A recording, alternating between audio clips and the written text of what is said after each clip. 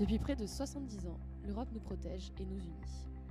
Aujourd'hui encore, et plus que jamais, elle est le fondement de notre identité, de nos valeurs et de notre histoire. Nous avons tous un devoir d'Europe, à commencer par celui d'en parler.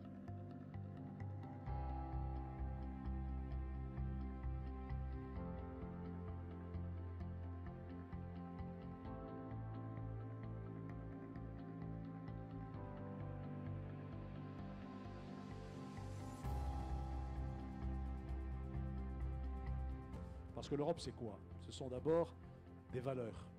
C'est peut-être une culture, je dirais même une civilisation. Le projet d'aujourd'hui, c'est que les Européens ne veulent absolument pas renoncer à ce que sont les sociétés européennes. L'Europe, ça reste la première puissance économique du monde, ça reste la première puissance commerciale, 25% du PIB mondial, le premier marché de consommation du monde, devant la Chine, devant les États-Unis. Je crois qu'une des choses dont on a vraiment besoin, c'est de parler de l'Europe. Je crois que nous, Européens, avons une angoisse identitaire. Être Européen, pendant des siècles, c'était être le centre du monde et même dominer le monde.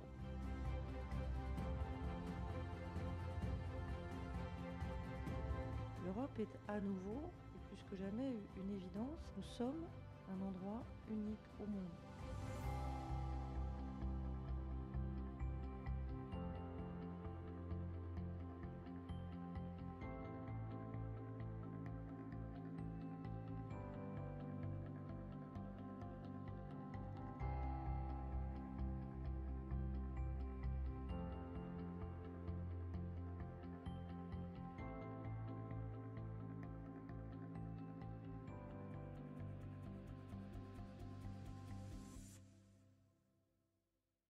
Mesdames et messieurs, aujourd'hui nous avons la chance et l'honneur de recevoir 3 personnalités politiques de premier plan autour de cette table ronde sur le thème de l'identité européenne.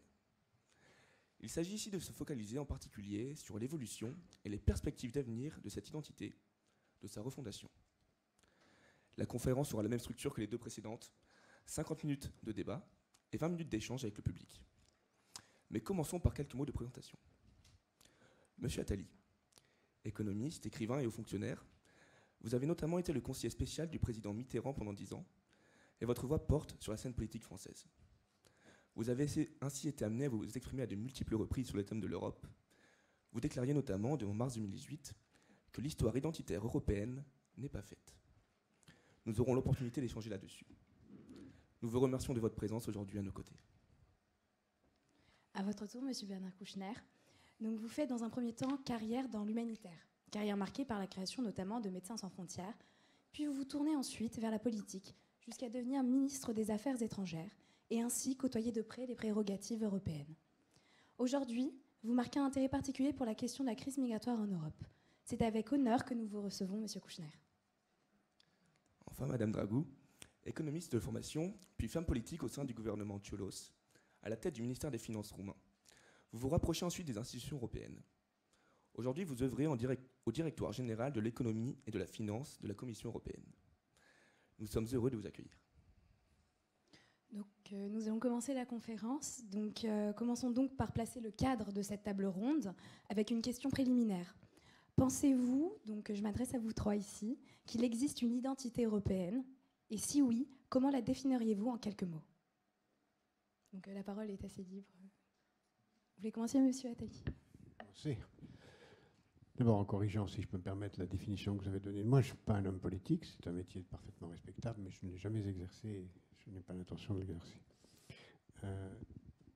L'identité européenne, c'est quelque chose qui n'est pas du tout nouveau, ça a été théorisé depuis l'Antiquité romaine, et pour ne pas remonter aussi loin, je vous invite à lire le livre de Paul Hazard écrit dans les années 20, qui s'appelle « La crise de l'identité européenne », qui est crise de la conscience européenne, qui est un livre majeur pour comprendre comment s'est progressivement constituée cette identité. L'identité européenne, c'est d'abord une identité culturelle qui s'est progressivement constituée autour d'une littérature, d'une musique, de différentes formes d'art, qui s'est ensuite structurée autour de l'émergence de valeurs qui sont nées en Europe, les droits de l'homme, même si les droits de l'homme apparaissent autrement ailleurs, mais c'est d'abord des idées européennes, et qui sont ensuite été exportées. Et après tout, les États-Unis peuvent prétendent jouer un rôle, mais les États-Unis ne sont qu'une forme d'Europe. Les États-Unis, c'est, en tout cas tels qu'ils sont apparus, c'est une forme d'Europe que certains pourraient trouver réussie ou échouée, mais c'est rien d'autre qu'une exportation de modèles européens. Donc l'identité européenne, c'est une identité fondée sur des valeurs et une culture. Et cette valeur et ces cultures ont été ensuite exportées, plus ou moins bien, par le colonialisme, ensuite menacées aujourd'hui, tant à l'extérieur qu'à l'intérieur de l'Europe, puisqu'il y a beaucoup de pays qui ne sont plus au service de ces valeurs, même si les textes européens les amènent à les défendre. Et puis l'identité européenne, pour moi, c'est d'abord un projet. Parce que si l'Europe n'était que la défense d'un musée, ça n'aurait aucun sens. Et pour moi, l'Europe n'a de sens que si on peut répondre positivement à cette question. Si l'Union européenne n'existait pas aujourd'hui, faudrait-il la créer? Et ma réponse est oui. Et je pense qu'il faudrait, c'est de cela dont il faut débattre. La réponse est oui, parce que l'Europe est à l'avant-garde d'un niveau de vie, d'un modèle de développement, d'une façon de concevoir la liberté, la possibilité pour chacun de se réaliser, si extraordinaire que ça vaut la peine d'être défendu et que ça vaut la peine d'être exposé, développé et élargi. Je termine en disant que si les Européens sont souvent très pessimistes, très inquiets de l'avenir, c'est pas du tout parce qu'ils n'aiment pas l'Europe. C'est exactement l'inverse. C'est parce qu'ils ont le sentiment que ça va tellement bien que ça ne peut aller que plus mal. Et c'est le sentiment d'une situation privilégiée qui crée le pessimisme, et non pas l'inverse. Et donc, nous avons un trésor qui est cette identité, un trésor qui est lié au fait que cette identité nous donne un formidable moyen de la développer, de l'élargir autour des libertés qu'elle construit, et que nous avons à aller plus loin dans cette aventure.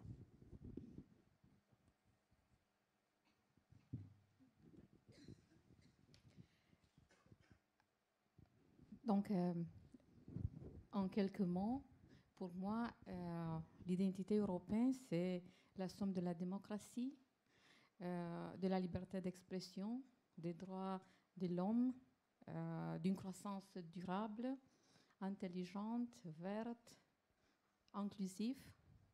Donc, c'est la somme de tous ces éléments. C'est l'identité européenne pour moi.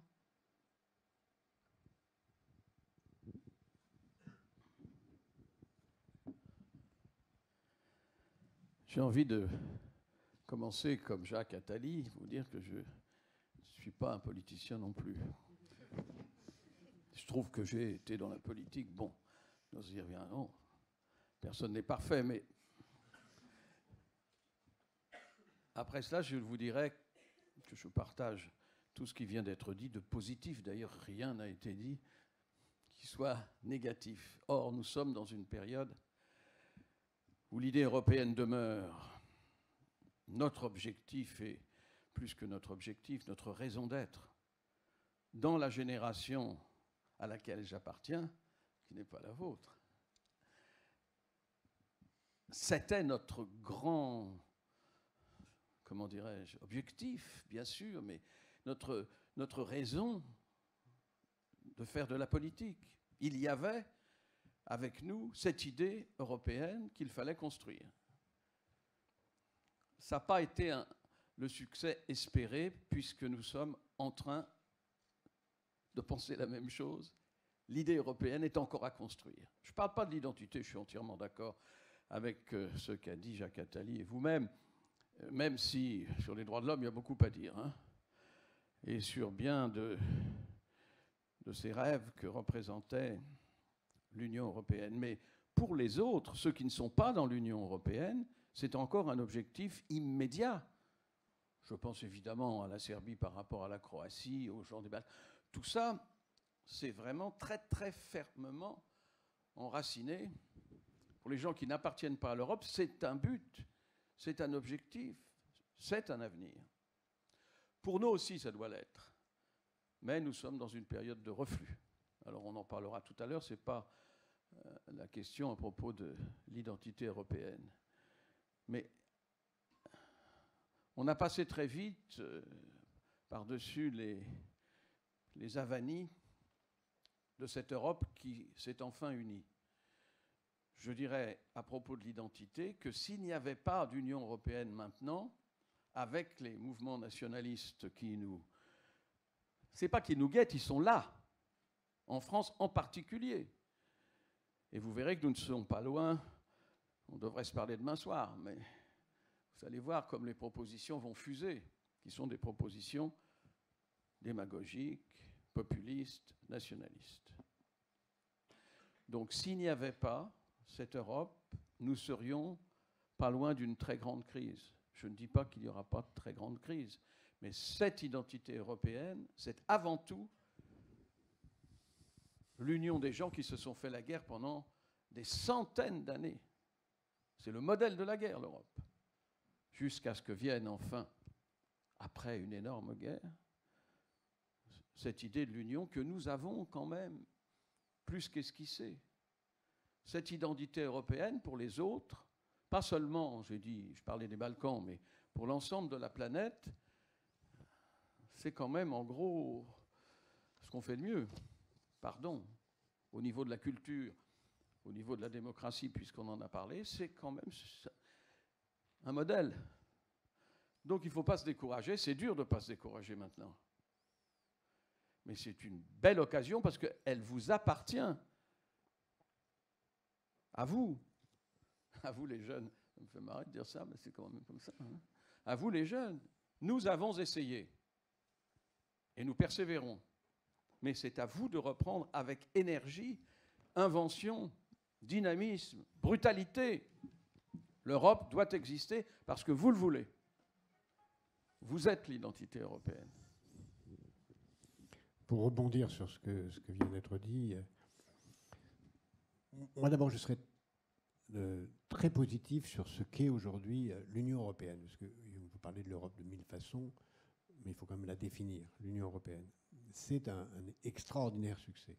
Et comme l'a dit à l'instant Bernard, promenez-vous n'importe où dans le monde et vous verrez que nous sommes enviés, jalousés, que tout le monde a envie de nous rejoindre. Je rappelle qu'il n'y a aucun pays membre de l'Union européenne qui veut en partir, mis à part les Anglais. Il n'y a aucun pays de la zone euro qui a envie d'en partir, aucun, même pas l'Italie. Et il y a un nombre incalculable de pays qui rêvent de la rejoindre. C'est quand même ainsi. C'est la seule région du monde qui est véritablement en paix. Et nous avons, depuis 50 ou 60 ans, construit déjà des choses exceptionnelles qui sont à peu près impossibles à faire. En particulier une monnaie unique. Faire une monnaie à partir de pays qui sont différents, c'est quelque chose qui ne s'est jamais fait dans l'histoire. Et c'est une étape vers la constitution a priori impossible d'un pays fédéral qui rassemble des entités séparées sans qu'il y ait un conquérant qui les rassemble. Car dans l'histoire, jamais un pays ne s'est fait sans qu'il y ait un conquérant qui rassemble les pays pour en faire un autre. C'est la première fois avec un seul précédent, qui est la Suisse, qui s'est fait comme ça. Aujourd'hui, si on regarde les enjeux de l'avenir, nous sommes 8 et quelques milliards d'habitants, nous allons bientôt être 10. À l'échelle mondiale, nous avons une superpuissance, les États-Unis, une autre superpuissance en devenir, la Chine, qui sont deux superpuissances militaires, mais qui sont en termes de niveau de vie, de mode de vie, de genre de vie, à des années-lumière de nous. Le mode de vie américain est un cauchemar, sauf pour une petite minorité, et le mode de vie chinois est un cauchemar pour la quasi-totalité de ceux qui y habitent, ne serait-ce que parce que le niveau de vie des Chinois, c'est 1/7 du niveau de vie européen. Donc, ce n'est pas un modèle. Mais malgré tout, ces deux puissances, à 30 ans d'ici, ont vocation à être les deux superpuissances de la planète, et sans doute un jour à se faire ou la guerre, ou être rivaux comme ils le sont. Et nous, au milieu, nous sommes quoi? Nous sommes 500 millions d'habitants, extrêmement riches, avec un genre de vie, un niveau de vie, une qualité de vie absolument unique, mais sans moyen de nous défendre face à ces deux superpuissances. Or, ces deux puissances, pour l'instant, n'ont pas encore ni le désir ni les moyens de s'affronter, mais ils sont en train de se renforcer réciproquement, chacun d'entre eux, pour créer les conditions de non-affrontement dans 15 ans. Et dans cette période, pour se renforcer, ils n'ont qu'une ambition, prendre le maximum de ressources, de talents, d'énergie, de savoir ailleurs. Où? Là où c'est disponible en Europe. Donc dans les 15 ans qui viennent, L'Europe, si elle n'est pas capable de s'unir davantage qu'aujourd'hui, de se protéger, de se défendre, de se construire, d'avoir une vraie stratégie commune, va être non plus un partenaire pour personne, même pas les Américains. Nous sommes seuls. S'il y a un seul mot que je voudrais que vous reteniez de ce que je dis ce soir, c'est nous, Européens, nous sommes seuls. Les Américains ne nous défendront plus, personne ne nous défendra, au contraire. Et M. Trump n'est pas du tout une parenthèse. M. Trump ne dit pas grand-chose de différent de ce que disait M. Obama dans cette logique. Les Américains considèrent les Européens aujourd'hui non plus comme des partenaires, mais comme une proie. De même les Chinois, de même tous les autres. Et donc, si nous ne sommes pas capables de rester unis, de définir une stratégie, de nous doter d'une vraie puissance militaire, de créer les conditions d'une défense de notre identité, à tout point de vue, y compris par une défense et une défense militaire, nous allons être coupés en morceaux. Les meilleurs talents qui sont là vont répondre aux sirènes de Google ou du Google chinois, soit ici, soit en partant, et l'Europe va se défaire et progressivement le niveau de vie, non pas le vôtre, mais si le vôtre, mais celui de vos enfants, le vôtre aussi, va progressivement baisser, sauf pour l'élite qui partira. Voilà ce qui nous attend si nous ne sommes pas capables de franchir une étape dans le développement et qui fait qu'aujourd'hui, l'identité européenne, comme à chaque étape de sa construction, ne peut pas être maintenue si elle ne se renforce pas. Alors, dans le contexte géopolitique que vous exposez et dans les aspects positifs que vous nommez pour l'Union européenne, alors, du point de vue des citoyens, comment expliquez-vous alors le manque de légitimité ou du moins le désaveu qu'évoque une grande partie des citoyens qui se traduit dans le fait que des partis nationalistes arrivent en tête aux élections européennes ou dans l'abstention record qu'atteint ces mêmes élections? Comment expliquez-vous donc ce désaveu d'une grande partie des citoyens pour l'Union européenne? Mais c'est faux. D'abord, les élections européennes n'ont pas eu lieu, elles sont lieu dans quelques temps, on verra bien. Ensuite, comme je vous le disais tout à l'heure, dans tous les pays européens, tous les sondages montrent qu'une majorité des Européens, des habitants des pays européens sont en faveur de l'Union européenne. Aucun parti, même les partis les plus extrêmes que vous avez nommés, ne demande à quitter l'Europe. Même M. Salvini vient de répéter qu'il ne souhaite pas quitter ni l'Europe ni l'euro. Donc, c'est des mythes, tout ça. Alors, ça peut arriver. Vous avez des conceptions en Roumanie, dans votre pays, en Hongrie, en Pologne, qui sont insupportables et qui devraient être combattues sévèrement, qui sont extrêmement embêtantes, graves, et qu'il faudrait condamner avec sévérité parce qu'ils sont en violation des textes. Mais il n'empêche qu'aucun pays n'a envie de quitter l'Union. Moi, je pense que le vrai, je m'excuse, je suis peut-être un peu long, mais je vais laisser la parole, le vrai danger que nous affrontons aujourd'hui n'est pas entre une Europe qui se couperait en morceaux, personne n'en veut. Ça peut arriver par la folie des Italiens, par la folie, la bravade de certains Italiens qui ne veulent pas quitter, mais qui peuvent se trouver en situation techniquement d'avoir à le faire. J'espère que non. Mais moi, je suis très frappé d'un discours de M. Salvini il y a quelques semaines, qui, à mon avis, est très révélateur d'une conception de l'Europe que nous devrions débattre ici. M. Salvini disait « Moi, je suis pour l'Europe, contrairement à ce qu'on croit. Je suis pour le rassemblement des peuples européens. Seulement, je veux une Europe où il n'y a que des Européens. Je veux une Europe sans migrants. Entre nous, c'est très bien. On peut s'unir, se rassembler, échanger, faire que nos peuples voyagent, mais entre nous, c'est-à-dire entre chrétiens. Et on veut personne d'autre. » Ce discours-là est, à mon avis, le grand discours qu'on va voir apparaître, qui, justement, au nom d'une identité européenne, voudra une identité fermée, oubliant d'ailleurs que si on se ferme aux autres, on va se fermer aussi aux marchandises, on va se fermer aux idées, on va se fermer à tout, et on va décliner. Mais je crois que la grande bataille va être autour de cette idée, faut-il une identité européenne ouverte ou une identité européenne fermée?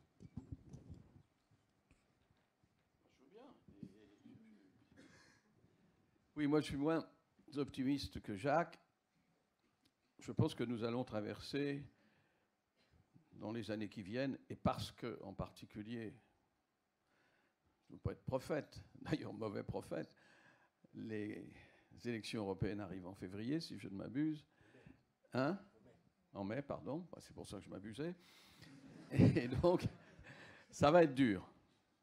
Parce que, bien sûr, tu as raison de dire qu'ils sont tous pour une Europe différente de celle qu'on vient de définir. pourrait la définir mieux d'ailleurs, mais l'Europe qui serait l'Europe des Européens, chacun pour soi, et encore, entre les discours roumains, bulgares, polonais, etc., et d'autres, et même le discours italien, il y a des différences majeures qui, si le nationalisme continue de grimper, ce que je ne souhaite pas, ce que je m'efforcerai de contrecarrer à ma petite mesure, il y aura aussi des affrontements dans ces visions positives, ou soi-disant positives vis-à-vis de l'Europe. Moi, je pense qu'on ne peut pas raisonner, c'est d'ailleurs pas ce qui a été fait ici jusque-là, sans parler du reste du monde.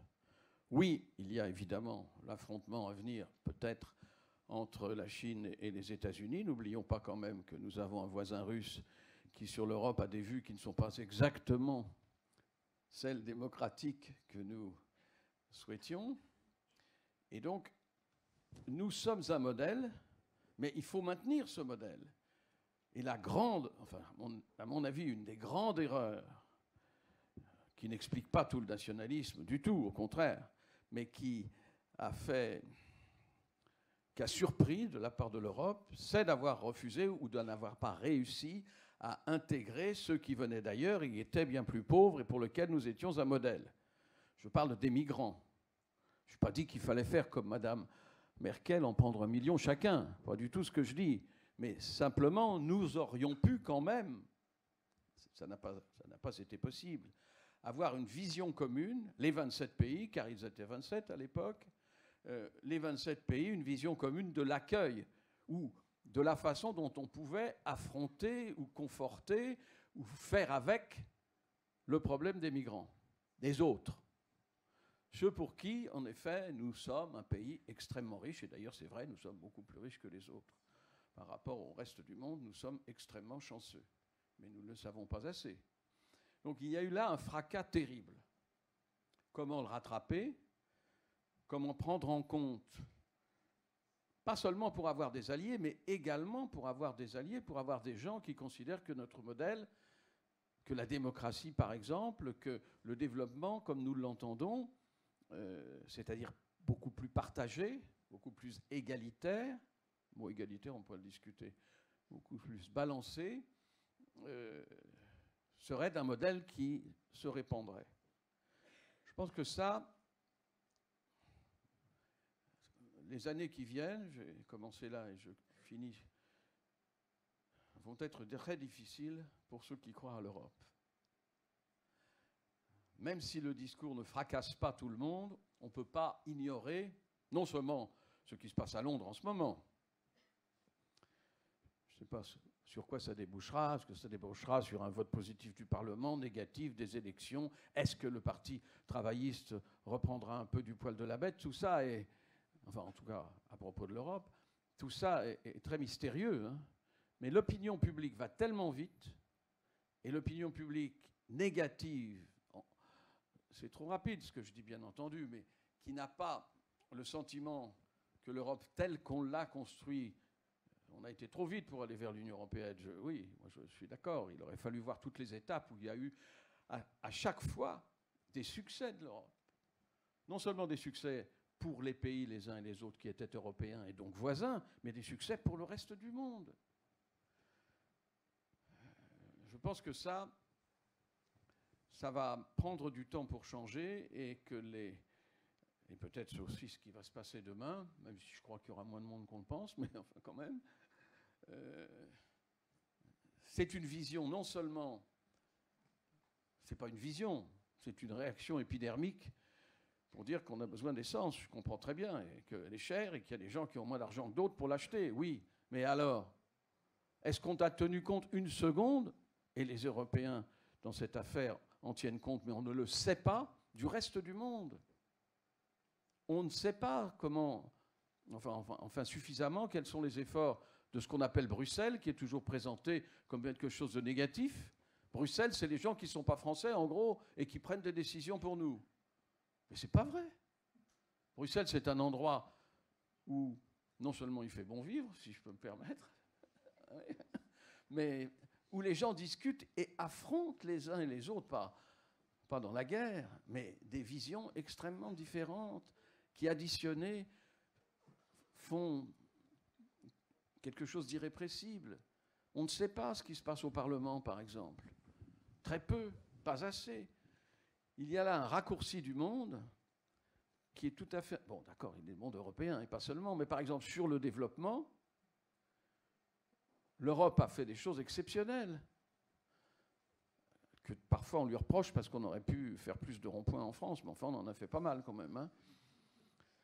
Voilà, donc je pense que le reste du monde doit nous servir.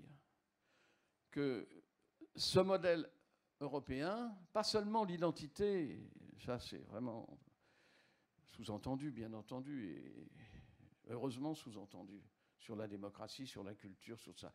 Mais le modèle européen de vie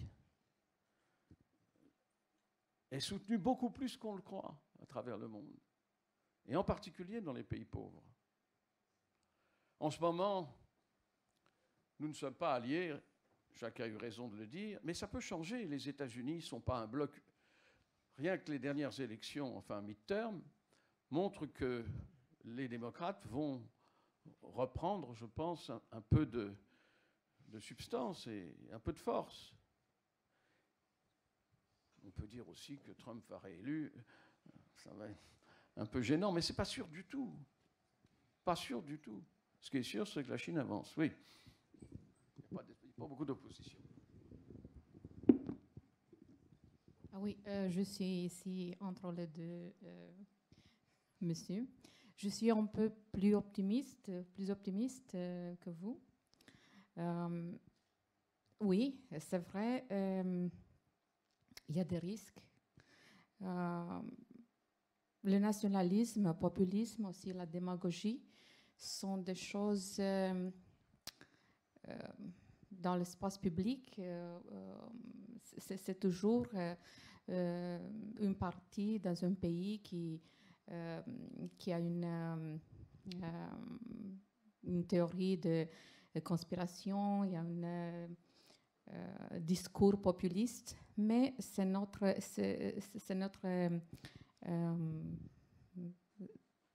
chance de nous battre contre ce type de discours nationaliste et populiste.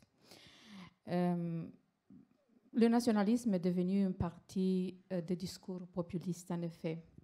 Et vous avez mentionné quelques pays en Europe.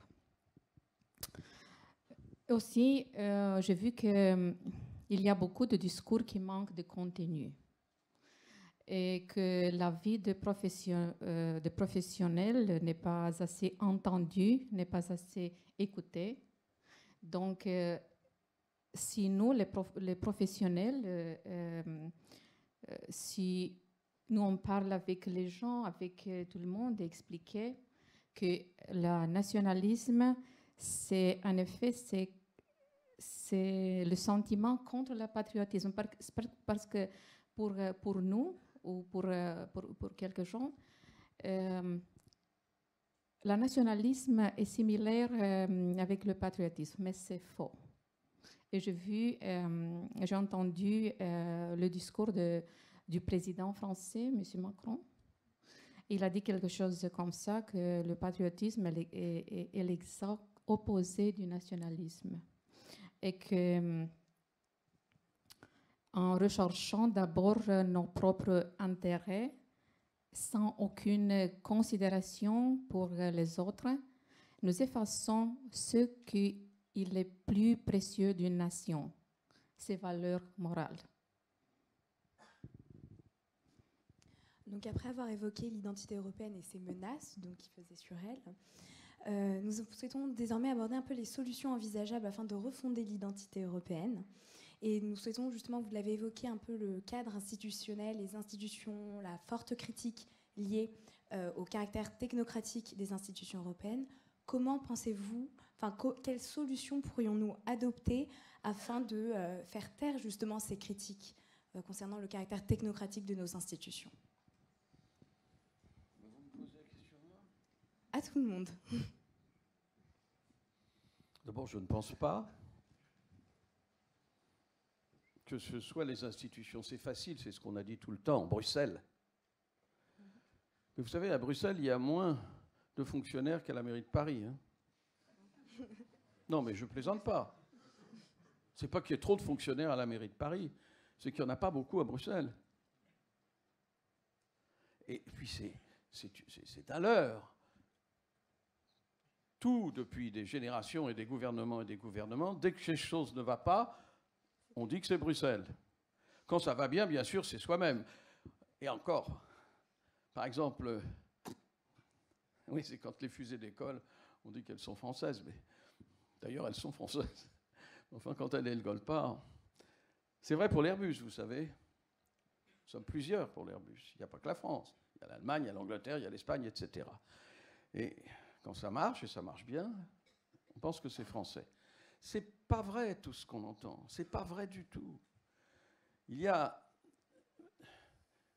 Jacques a eu raison de dire que ça ne s'est jamais fait de mettre les pays ensemble parce qu'ils sont politiquement volontaires pour le faire.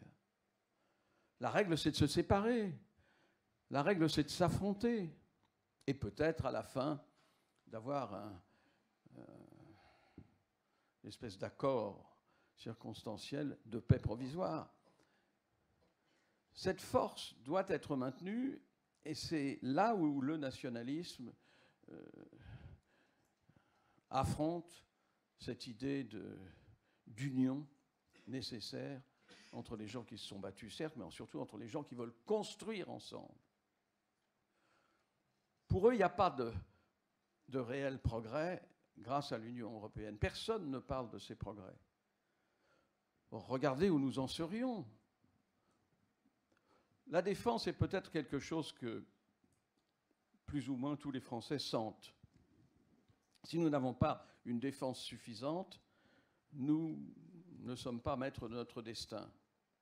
Et même, nous sommes peut-être réduits, on l'a vu au moment de l'affrontement entre les Russes et les Ukrainiens, nous sommes réduits à peu de choses. Et c'est pour ça que le président Trump n'a pas eu complètement tort, mais sa forme était insupportable, de dire que nous avons besoin, on a besoin de l'OTAN. L'OTAN, c'est en gros, pas seulement, mais c'est en gros une force américaine, parce que les Américains donnent plus d'argent, parce qu'il faut avoir leur accord, etc. Vous me posez la question de savoir comment on fait. Moi, je crois que sur la défense, on doit savoir se défendre, on doit savoir faire partager le sentiment que nous ne pouvons pas être désarmés devant les menaces qui existent, en particulier les menaces de ce qui reste du soviétisme, je dirais, parce que M. Poutine a quand même été très fortement éduqué par ce soviétisme, et puis la Chine, et puis d'autres menaces. Et lorsqu'on parle de défense européenne, j'ai entendu le président Macron et Mme Merkel parler d'armée européenne, c'est pas très clair. L'armée européenne, il faut des années pour l'envisager. L'armée européenne, ce sont des gens qui seraient habitués à travailler ensemble, seraient habitués à faire la stratégie ensemble, etc. Mais la défense européenne, c'est quand même assez clair. Et lorsqu'on s'est aperçu que la pression des Russes était était suffisamment grande pour prendre la Crimée et pour déclencher dans tout l'Est ukrainien une guerre qui n'est pas terminée. Vous savez, il y a une guerre qui se prolonge toutes les semaines, il y a des morts tous les jours, il y a des morts qui sont des morts ukrainiens des deux côtés d'ailleurs, mais et on l'a oublié complètement. On s'était aperçu à ce moment-là que nous n'étions pas capables de nous opposer. Pourtant, il y a eu des efforts, encore une fois franco-allemands, pour s'opposer à ce qui n'a pas été un recul des Russes, sûrement pas. Donc les dangers sont là. Dans les Balkans, il y a encore, les Balkans occidentaux, mais les Balkans orientaux aussi, il y a encore des dangers qui nous concernent. Donc je crois qu'on peut expliquer ça, et que ça ne serait pas antipopulaire. Au contraire, on devrait pouvoir, mais ce que je dis est très discutable, se servir de ce nationalisme pour créer une défense européenne. Ne me demandez pas comment. je vais tout faire pour ne pas être d'accord avec Bernard pour le plaisir de la conversation. Même si je suis à peu près d'accord avec presque tout ce qu'il a dit. Moi, je crois que le titre est très mauvais. Refonder l'identité européenne. Il ne faut pas refonder. Il faut prolonger, protéger et prolonger. Elle existe, elle évolue sans cesse, mais refonder, ça voudrait dire que ce qui existe n'a aucun intérêt. Non. Nous sommes dans une situation qui ressemble beaucoup à ce qui s'est produit à la fin de l'Empire romain, ce qui n'est pas à notre avantage. À la fin de l'Empire romain, si vous regardez bien ce qui se passait, l'Empire romain a eu le génie de durer 4 siècles après le moment où il aurait dû disparaître. Comment il l'a fait? Eh bien, il l'a fait en attirant un maximum de population venue de l'extérieur. N'oublions pas qu'à partir du 1er siècle, la moitié, sinon les 3/4 des empereurs romains venaient d'ailleurs. Ils venaient de Roumanie, ils venaient d'Espagne, ils venaient d'un peu partout. Et l'Empire romain a survécu comme ça. Et aussi, ce qui est fascinant à voir, c'est qu'au moment où l'Empire romain disparaît vers le 5e siècle, en fait, tout le monde est romain, autour de l'Empire romain. On s'habille comme les Romains, on mange comme les Romains, on parle comme les Romains, on est romain, mais l'Empire romain disparaît. Et d'une certaine façon, c'est ce qui se passe aujourd'hui. L'Europe paraît relativement affaiblie, comme un empire qui disparaît, mais pour autant, partout dans le monde, on est européen. Tout le monde s'habille comme vous, avec des costumes cravates, vous allez en Chine, en Russie ou ailleurs. Tout le monde veut imiter le mode de vie européen, la sexualité européenne, le couple européen, les valeurs européennes, tout ça est mondial aujourd'hui. Les seuls qui n'y croient plus, c'est certains Européens. Alors que tout le monde aujourd'hui, là où je ne suis pas du tout d'accord avec Bernard, c'est que je ne crois pas du tout que la Russie soit une menace.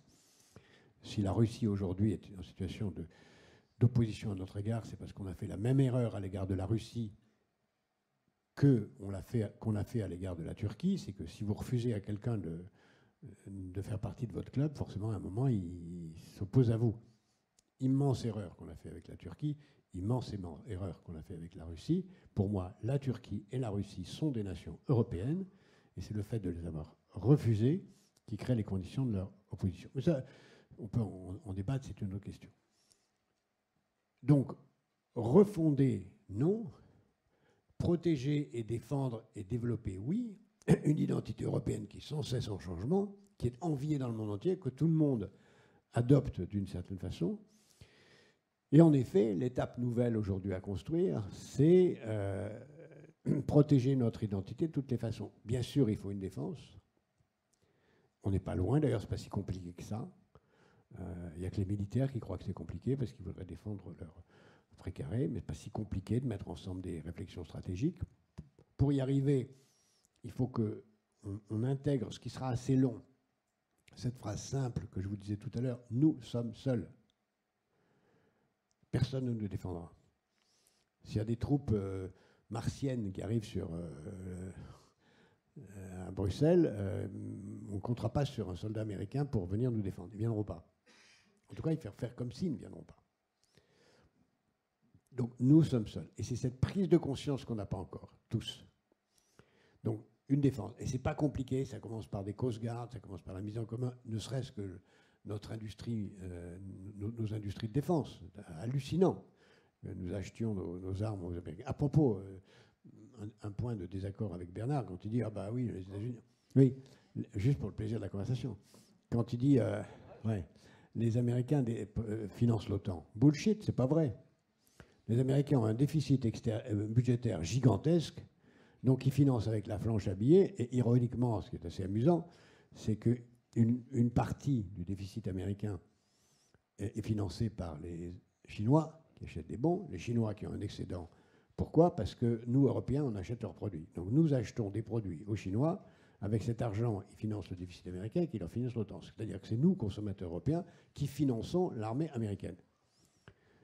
Et donc, on n'a aucun complexe à avoir. C'est la réalité comptable, si on regarde avec un petit peu de mauvaise foi ce qui est en train de se passer. Mais c'est vrai. On n'a aucun complexe à avoir. Si nous voulions, nous pourrions, sans aucune difficulté, nous distinguer de nos partenaires et amis, dont je n'oublie pas que nous leur devons notre liberté, à eux comme aux soviétiques d'ailleurs, dont il ne faut pas oublier que nous leur devons aussi notre liberté il y a quelques 70 ou 80 ans. Donc nous devons la défense. Deuxièmement, la culture. Il est terrible de voir qu'on n'a pas de Netflix européen, qu'on n'a pas d'outils de développement de nos activités culturelles. Pourquoi? Parce que, et c'est un gros défaut de Bruxelles, une erreur que nous sommes nombreux à avoir combattue en vain, c'est que l'idéologie de Bruxelles, aussi peu nombreux soit-il, c'est une idéologie très puissante, c'est une idéologie qui fait passer la concurrence avant tout.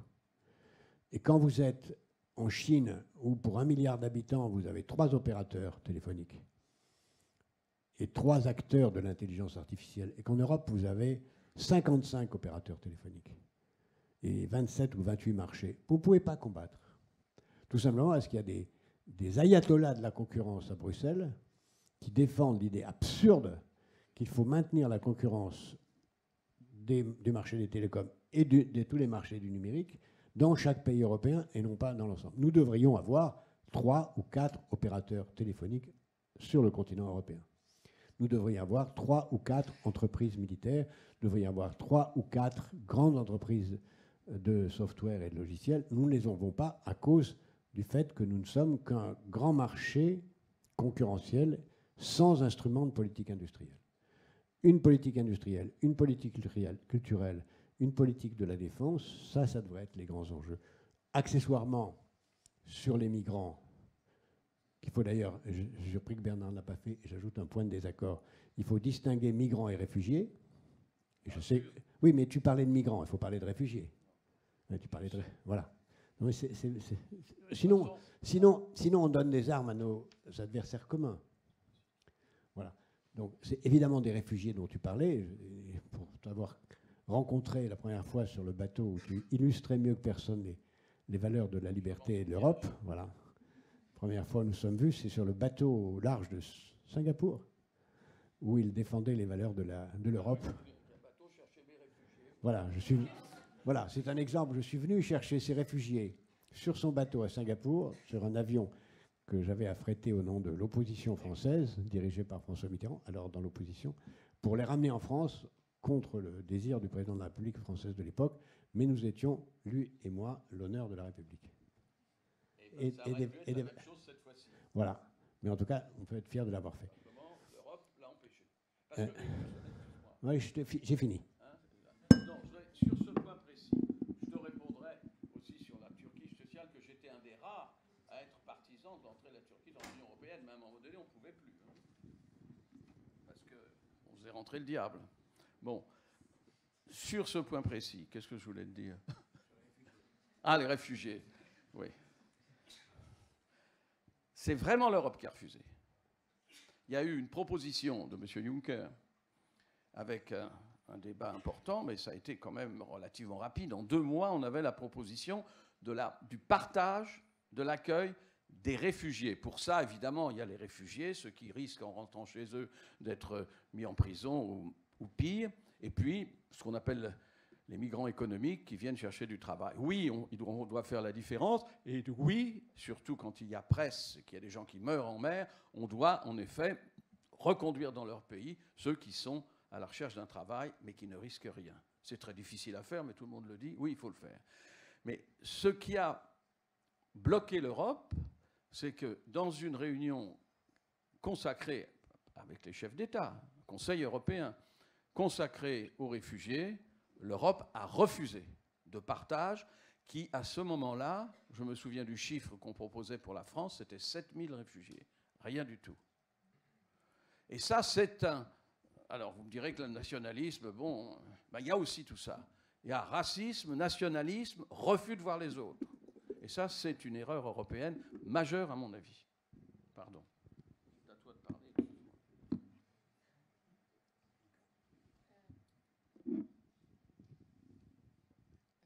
Votre question a été sur la critique du caractère technocratique des institutions européennes.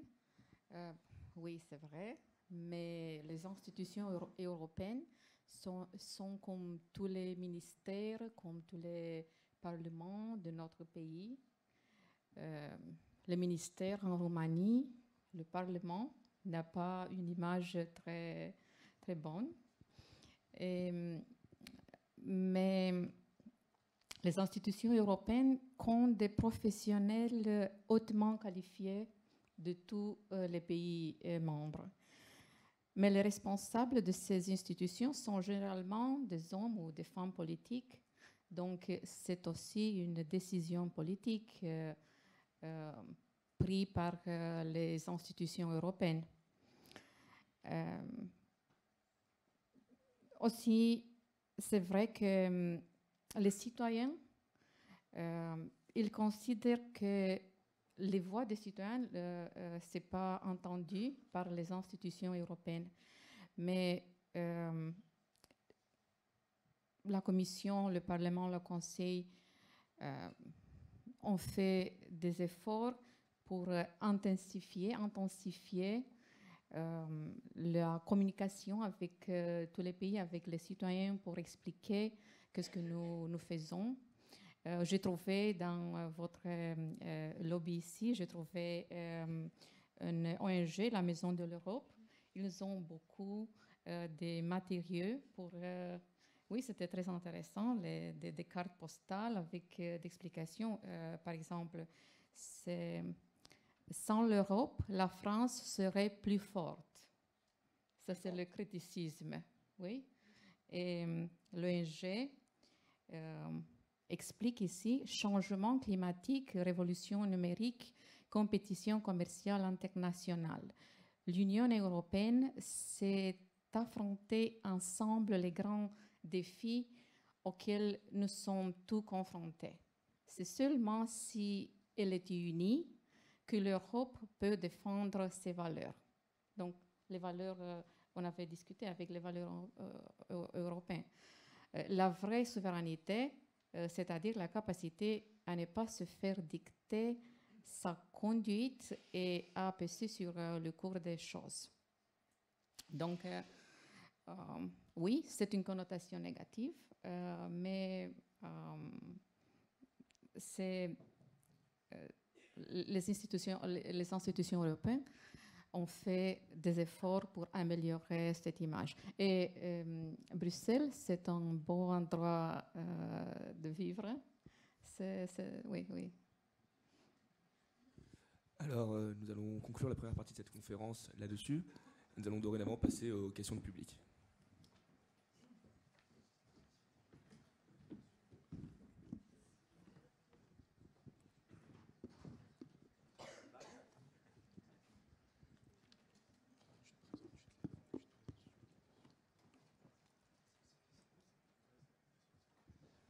Oui, bonjour, je m'appelle Louis, je suis étudiant en M1 à l'ESCP et merci d'abord d'être venu nous parler aujourd'hui. Moi, ma question, elle porte par rapport à ce que vous avez dit sur la démocratie. Il y a quelque chose qui me paraît très grave aujourd'hui, c'est qu'en fait, je crois que beaucoup de peuples européens identifient la démocratie comme étant un frein au progrès social et ça me paraît très grave. Ça a longtemps pas été le cas, surtout dans les années 90, quand on pensait que la démocratie libérale deviendrait la principale forme de gouvernance dans le monde. Et aujourd'hui, on a un peu le sentiment que en fait, la démocratie, pour beaucoup de gens, j'ai l'impression, est perçue comme un régime peu efficace, bureaucratique, et dans lequel la prise de décision est très lente. Et quand on compare, par exemple, le mode de décision en Chine, où il y a 1,5 milliard d'habitants et 3 personnes qui décident, ou 1, et en Russie, une personne aussi, les gens se disent, mais ou Trump aussi, même s'il est tenu par le Congrès, il est quand même capable de prendre des décisions très rapidement. Comment faire en sorte que les institutions européennes soient moins bureaucratiques et qu'on ait peut-être moins de strates et que la prise de décision soit plus rapide. La démocratie ne rime pas avec inefficacité. Merci beaucoup. Je vais donner un élément de réponse à votre question, si vous permettez. C'est vrai qu'il y a une tendance très forte en ce moment à la fascination envers les gouvernements autoritaires. Ce n'est pas une question de simplicité, je vais y revenir. C'est les gouvernements autoritaires. Pourquoi ? Parce que les gouvernements autoritaires non seulement décident vite, mais peuvent mieux prendre en compte l'intérêt du long terme puisqu'ils n'ont pas besoin d'être populaires immédiatement, puisque ceux qui ne sont pas contents partent au peloton d'exécution ou en prison. Et évidemment, un gouvernement non démocratique est mieux placé pour défendre les intérêts du long terme. Et à un moment où les enjeux du long terme vont devenir très importants, c'est une remarque vraiment importante. Et c'est vrai d'ailleurs que l'entité politique, même si on dit ça avec des pincettes, qui a survécu le plus dans l'histoire humaine, c'est une entité qui n'est pas démocratique, c'est le Vatican. Et qu'aujourd'hui, si vous regardez les grands pays, en effet, importants, sont des pays qui ont des décisions non démocratiques. Je pense que c'est la question majeure qui n'a rien à voir avec bureaucratie par bureaucratie, ça n'a rien à voir avec l'Europe non plus, savoir au rapport au long terme. Et c'est une question qui va se poser à tous les pays qui sont des démocraties de marché, puisque nous sommes confrontés à un marché qui est global avec des démocraties qui sont locales, donc les démocraties sont balayées par le marché, sauf si on se met ensemble pour faire une démocratie ensemble. Et la grande question, c'est de savoir si on va être capable d'intégrer des critères de décision à long terme dans les démocraties. Alors ça, c'est un sujet sur lequel je pourrais parler pendant des heures, parce que c'est le sujet de la fondation Positive Planète sur lequel que je préside. Nous travaillons énormément sur cette question. Mais je pense que, et je vais en dire un mot, si nous ne sommes pas capables d'installer dans les règles de procédure de vote, de décision démocratique, des mécanismes pour prendre en compte l'intérêt des générations futures, ce que nous appelons, nous, la société positive, et positive, une société qui travaille dans l'intérêt des générations suivantes, alors les gens diront, écoutez, vous n'êtes pas capable de régler le climat, vous n'êtes pas capable de régler les enjeux de long terme, on va donner le pouvoir à des dictateurs. C'est ce qui s'est d'ailleurs passé, parce que dans l'histoire, les grandes évolutions de la démocratie sont passées par des caricatures totalitaires. N'oubliez pas que le premier gouvernement keynésien, c'est pas Roosevelt, c'est Mussolini. Le deuxième, c'est pas Roosevelt, c'est Lénine. Le troisième, c'est pas Roosevelt, c'est Hitler. Et Roosevelt n'est que le quatrième. Donc il y a eu des caricatures totalitaires de la social-démocratie avant que la social-démocratie n'apparaisse aux États-Unis, puis en Angleterre, puis en France bien plus tard. Aujourd'hui, on peut avoir une étape de caricature totalitaire, qu'on voit d'ailleurs apparaître en Europe de l'Est, de caricature totalitaire d'un gouvernement de long terme pour des enjeux essentiels. Et on doit pouvoir intégrer des éléments de long terme dans la démocratie. Par exemple, on peut créer une chambre à la place du Sénat ou du Conseil économique et social qui vote en fonction de l'intérêt des générations futures. On a d'ailleurs classé, et je terminerai là-dessus, dans ma fondation, dans cette fondation que je préside, Positive Planète, nous avons créé un indice pour mesurer la façon dont les pays tiennent compte de l'intérêt des générations suivantes dans leurs décisions, avec beaucoup de critères. Et on a classé depuis 6 ans maintenant tous les pays de l'OCDE en fonction de cette capacité à tenir compte de l'intérêt du long terme. On se rend compte que les pays qui le font le mieux sont les pays scandinaves, qui sont des vraies démocraties, et qui tiennent compte du long terme. Ce qui prouve que, pour répondre à votre question, que la démocratie est capable de répondre aux enjeux du long terme. Les pays qui répondent le mieux sont Islande, Finlande. D'ailleurs, le Premier ministre d'Islande va venir à Paris pour un forum là-dessus mardi, dans 4 jours, puisque c'est le premier pays le mieux classé. Et les pays qui sont les derniers sont l'Italie, la Grèce, la Turquie, le Japon et les pays d'Europe de l'Est. La France étant d'ailleurs relativement mal classée dans les 20e sur 40. Mais la preuve est donnée par les démocraties d'Europe du Nord qu'on n'a pas besoin de devenir une dictature pour tenir compte des enjeux de l'inclusion économique et écologique.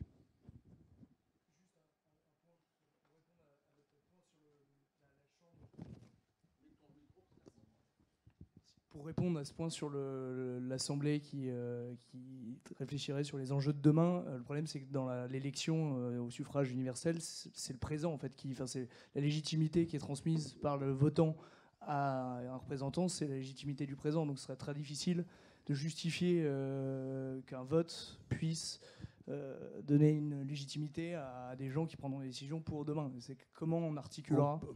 Je pourrais vous en parler pendant des heures, mais ceux qui sont pour qui le plus important de décider sont ceux qui n'ont pas encore le droit de vote, c'est ceux qui ne sont pas encore nés.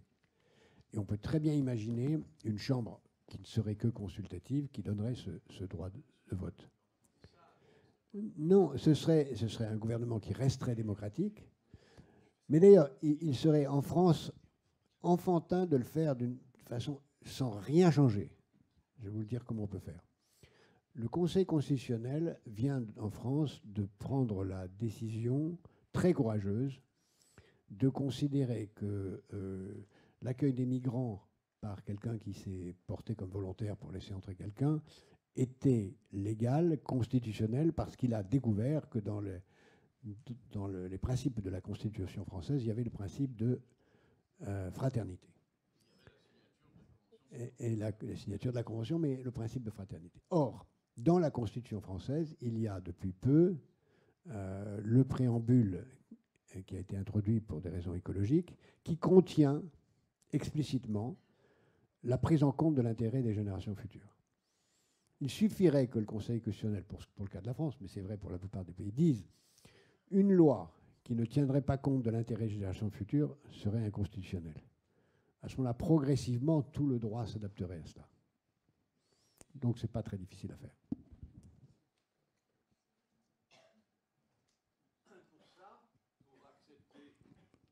Qu'il y ait des sages européens et qu'on prenne en compte, disons, les directions de recherche ou le futur, d'une certaine manière, et les intérêts qu'on a à se rapprocher de ce qui va nous arriver, c'est-à-dire de toutes les difficultés, en particulier à propos de l'écologie, parce qu'on se rend compte seulement maintenant que nous sommes véritablement menacés. Et on voit bien que la réaction, encore une fois, vous verrez demain, c'est difficile à expliquer. Et pourquoi c'est difficile à expliquer? Parce qu'on n'a pas assez tenté de le faire. Pas seulement la France, hein. C'est pareil dans les autres pays qui constituent l'Union européenne. Parce qu'on ne voulait pas, enfin il y avait les fédéralistes, on ne va pas refaire toute l'histoire, mais des gens qui pensaient que les décisions devaient être prises à un autre niveau que le Conseil européen et la Commission, etc. Personne n'a voulu, surtout pas les Français, il faut bien le reconnaître, a voulu partager le pouvoir. On a voulu garder en France, je parle de la France, mais on pourrait parler des autres pays, qui composaient l'Union, on a voulu garder, on s'est acharné, on s'est cadenassé sur les responsabilités nationales. Et à un moment donné, après 60 ans, ça n'a pas beaucoup convaincu. Et il faudrait, Jacques a raison de dire que ça serait formidable qu'on prenne en compte les conséquences de nos décisions, l'avenir, ce qui nous attend, etc. Mais pour ça, il faudrait que ça se passe à l'échelle politique en France. Or, vous allez voir, si vous faites campagne en ce moment pour une idée européenne, vous allez voir ce que ça va donner. Tout le monde dira « je suis pour l'Europe », mais pas celle-là. Il y a un niveau politique national où on n'a pas voulu partager le fardeau. Et pour en revenir à cet exemple des migrants, les réfugiés, on les trie après. Il faut tout un processus. Mais Madame Merkel a pris 1 million parce que nous, on n'en prenait pas. Il faut bien voir nos responsabilités. C'est parce que nous n'avons pas accepté. Je ne demandais pas d'en prendre 1 million. Je ne demandais rien du tout, d'ailleurs. Je demandais qu'on tienne compte des gens qui se noyaient. Elle a été obligée d'en prendre trop, avec les conséquences qu'on connaît. 92 crypto-fascistes au Bundestag. Parce que nous n'en prenions pas. Nous refusions. Tout le monde refusait. Pas les Suédois. Et les Suédois sont embêtés. Et donc, parce qu'on n'a pas partagé le fardeau. Alors, quand vous ne partagez pas le fardeau pour une chose aussi évidente, je suis un peu démago en disant, pour ceux qui se noient en mer, ils ne se noyaient pas tous en mer, mais il y en avait beaucoup quand même. Hein. Et on les empêchait de venir. Donc, fermeture, absolument. Alors, pour l'avenir, je partage aussi les avis qui ont été dits. Il faut, puisque nous sommes un modèle pour le reste du monde d'une certaine façon, nous sommes une espèce de but, comme économique, comme politique, il faudrait quand même qu'on en tienne beaucoup plus compte. Il ne faudrait pas qu'on refuse. Déjà à l'intérieur de l'Europe, dans des pays quand même beaucoup plus riches que le reste du monde, les conflits nationaux existent, le moins qu'on puisse dire. Et l'exemple de l'Italie, comme l'exemple d'Anglais d'ailleurs, comme peut-être d'autres qui viennent, le prouve. Comment faire pour intégrer ceux qui nous admirent autrement qu'en les prenant comme anciens émigrants et citoyens de chacun de ces pays. On n'a pas inventé ça, on n'a pas inventé ce partage de notre modèle. Ce n'est pas seulement dans le développement, parce qu'à chaque fois on dit ils ne partiront pas si c'était développé, mais tout ça, ça prend un temps fou. Pour changer l'opinion, déjà dans nos pays, il faut des dizaines d'années, et pour changer et pour faire que le développement soit efficace, ce n'est pas immédiat du tout. Il faut aussi des dizaines d'années. Ce temps-là a été passé, parce que 60 ans et quelques se sont passés, et ça n'a pas suffi. Il faut continuer. Et ce n'est pas démagogique de vous dire c'est à vous de continuer. Parce que si vous demandez quelle est l'identité européenne, en fait, les étudiants sont ceux qui le savent le mieux. Parce que ça, c'est réussi, complètement réussi. Et ce n'était pas évident au début, quand il y avait des échanges d'une nation à l'autre, de dire Erasmus, ce sera tout le monde. Et vous le savez, c'est tout le monde. Et c'est ça qu'on apprend, parce qu'on n'apprend pas sans toucher les gens, sans être à leur côté, sans comprendre leur vie. Ça, vous avez, vous, une chance extraordinaire qui n'était pas la nôtre. Indépendamment d'Erasmus, je voudrais ajouter quelque chose dont la France peut être très fière, puis après je laisse la parole à Anka, parce qu'on la laisse pas parler. Nous avons, et c'est une initiative française, qui malheureusement porte le nom de processus de Bologne, même c'est par hasard, mais c'est une initiative française, nous avons unifié les diplômes européens. Le LMD, c'est quelque chose d'absolument majeur. C'est l'équivalent de l'euro au niveau de l'enseignement supérieur. Il y a une standardisation des diplômes qui fait qu'on peut aujourd'hui, vous le savez, vivre des diplômes. Ce n'était pas vrai avant. Et ça, c'est un grand progrès qui s'est fait assez simplement, discrètement, et qui change beaucoup, beaucoup de choses pour le fonctionnement européen. Merci. Une petite remarque sur le sujet de démocratie. Je viens d'un pays qui n'était pas démocratique. Oui. Je suis née dans un régime totalitaire. Je peux dire que la démocratie, c'est très important. Sans démocratie, la vie, c'est très, très dur. Et, comment se dire, pour la démocratie, comme l'Américain dit, don't take everything as granted. Donc, avoir la démocratie, c'est la plus importante valeur européenne. Et si je parle avec de la démocratie européenne, donc l'Union européenne a toutes les caractéristiques d'une démocratie représentative. Et aussi, l'Union européenne est un pionnier en matière de démocratie participative.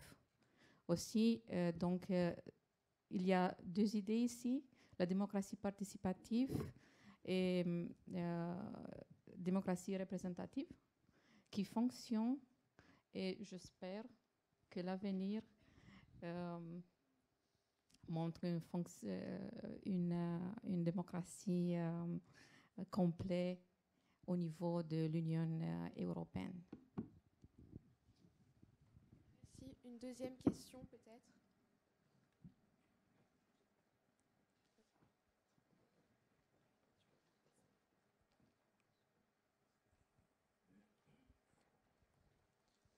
Bonjour, je m'appelle Camille, je suis en M1. Merci d'être ici, de participer à la journée de l'Europe de l'ESCP. Ma question porte sur l'identité européenne et sur la construction européenne. Vous évoquez les États-Unis qui serait une sorte de version réussie des États-Unis d'Europe. Mais la différence qui se passe en Europe, c'est qu'il y a déjà une construction identitaire nationale sur plusieurs siècles, voire des millénaires. Et ma question ne porte pas sur le quoi ou le pourquoi, mais plutôt sur le comment. Quelles mesures concrètes on pourrait adopter aujourd'hui pour créer un vrai sentiment d'appartenance au niveau de tous les peuples européens, et pas simplement une mesure top-down qui créerait un sentiment de manque de souveraineté nationale ou d'une Europe qui vient imposer des choses aux peuples, mais une sorte de mesure qui s'appliquerait à tous les peuples pour les rassembler, un peu comme Erasmus, mais de façon plus généralisée, pas que simplement pour les jeunes, et qui pourrait vraiment créer ce sentiment qui ferait qu'on aurait une identité européenne, et donc des gens qui veulent appartenir et qui veulent faire progresser cette construction. Merci.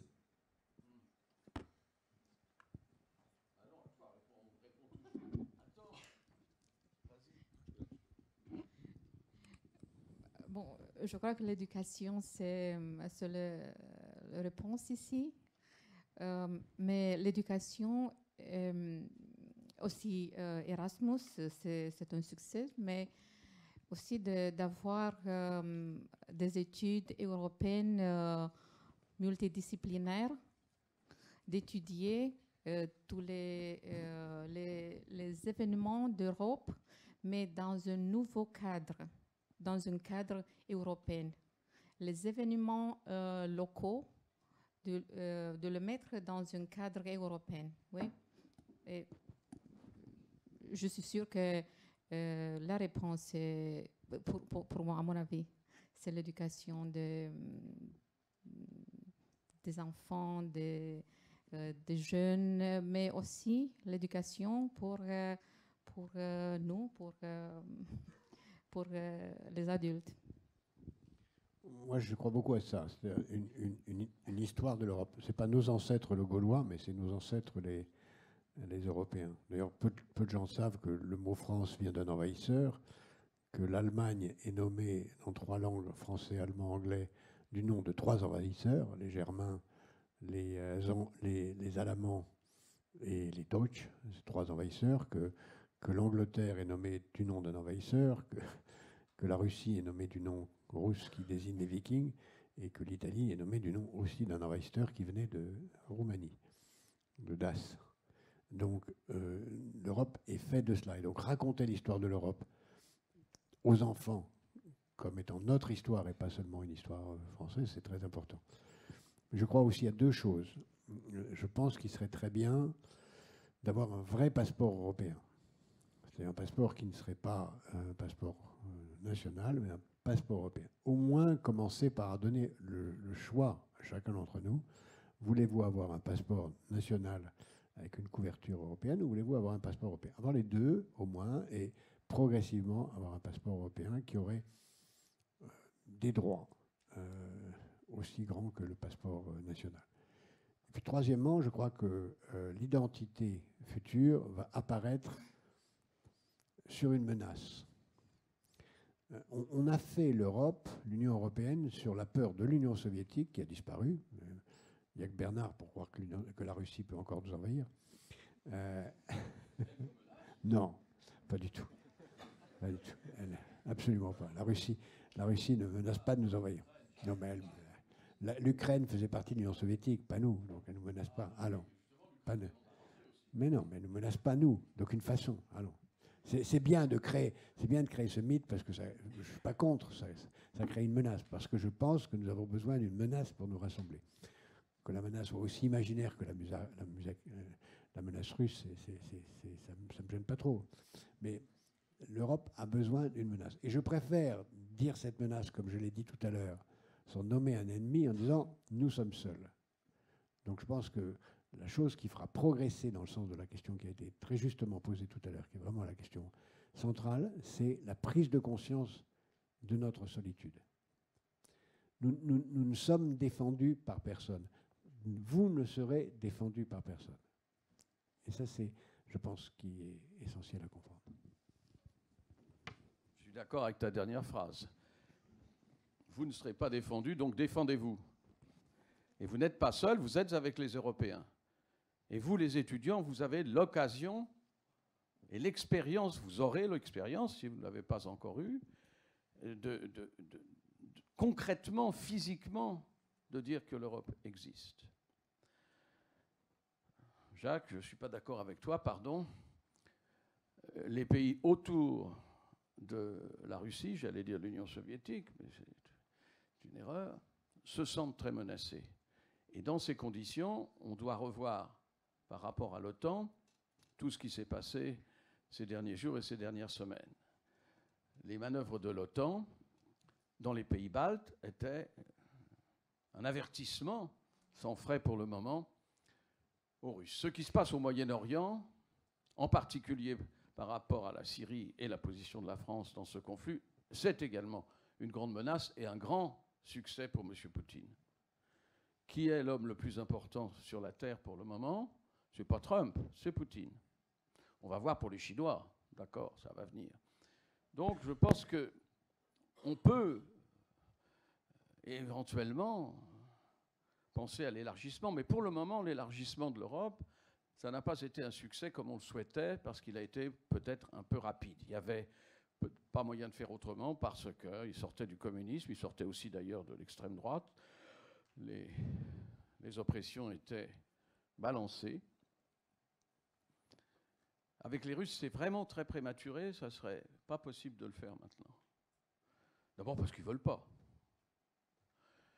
Avec la Turquie, puisqu'on a parlé de la Turquie, c'est impossible de le faire maintenant, parce que les conflits à l'intérieur du Moyen-Orient et plus loin, dans le monde musulman, sont tels qu'il n'y a pas moyen de s'en dépêtrer.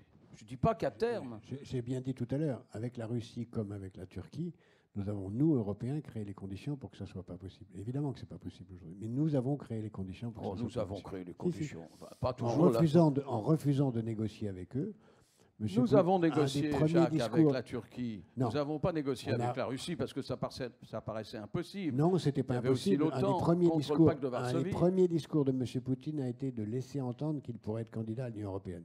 Ça, je ne l'ai pas entendu, celui-là. En tout cas, il n'était pas question qu'il soit candidat. Personne ne prenait ça au sérieux. Non, mais avec la Turquie, tu as raison. On a, chapitre après chapitre, on a beaucoup parlé. Et d'ailleurs, nous n'avons pas cessé de dire qu'il est toujours candidat, théoriquement. Enfin bon, il faut... Hypocrisie totale. Non mais franchement, là quand on parle de la sécurité tout à l'heure, bon, il y a quand même aussi quelques menaces qui pèsent sur nous, qui viennent ni de M. Trump, ni de M. Poutine. Il y a aussi le terrorisme et une certaine façon d'envisager l'avenir de l'espèce qui n'est pas la nôtre. Absolument. Donc de toute façon, il faut vraiment que vous preniez votre destin, et le nôtre, pour ce qui reste de temps à vivre avec vous, en main. Ce n'est pas nous qui le ferons. On parle à peine, vous savez, avec les Allemands, c'est très nouveau que Mme Merkel, qui n'est pas dans une situation commode, ait parlé de défense européenne. J'ai eu l'honneur de servir et l'Europe et l'ONU avec les forces européennes. Il n'était pas question de travailler avec l'armée allemande.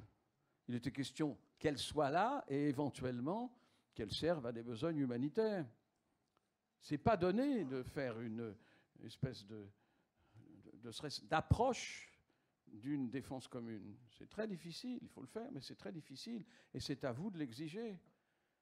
L'Europe, ce n'est pas seulement cet assemblage économique, qui est quand même encore le premier du monde, et la culture, c'est aussi la défense de la démocratie.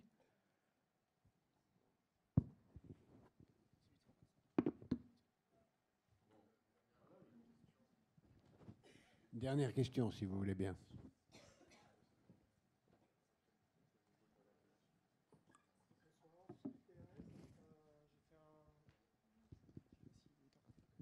Bonsoir, je suis Philippe Pérez. J'ai fait un master spécialisé en gestion de patrimoine à l'ESCP. Je voulais rebondir sur l'élément de M. Attali concernant un passeport européen. À titre personnel, j'ai des parents espagnols, j'ai été élevé en France, je suis passé par Londres, et j'estime que ce serait une excellente idée pour développer ce sentiment d'appartenance à un ensemble commun qui est l'Europe. Donc si vous pouvez faire avancer ce dossier, ce serait avec très grand plaisir. Je serais absolument ravi qu'on me retire toutes mes nationalités, j'en ai 2, pour me donner une nationalité européenne. Merci. Ensuite, pour tenter de réenchanter et de finir sur une note positive, j'aimerais éventuellement qu'on se remémore les éléments qui nous ont rendus fiers d'être européens. Il y a certainement énormément de choses, comme la possibilité pour certains de se déplacer, pour certains de voyager à bord d'un avion qui est absolument magnifique, qui est le programme Airbus, qui a été également le programme Ariane. Et est-ce qu'on pourrait considérer que pour l'avenir, une des façons de réenchanter les Européens vis-à-vis de l'Europe, ce ne serait pas de leur rendre une certaine fierté vis-à-vis de ce qui se fait en Europe, en ayant des projets communs qui rendent les Européens à nouveau fiers d'appartenir à cet ensemble? Je ne saurais mieux dire. Vous avez tout dit, monsieur, et on va conclure là-dessus.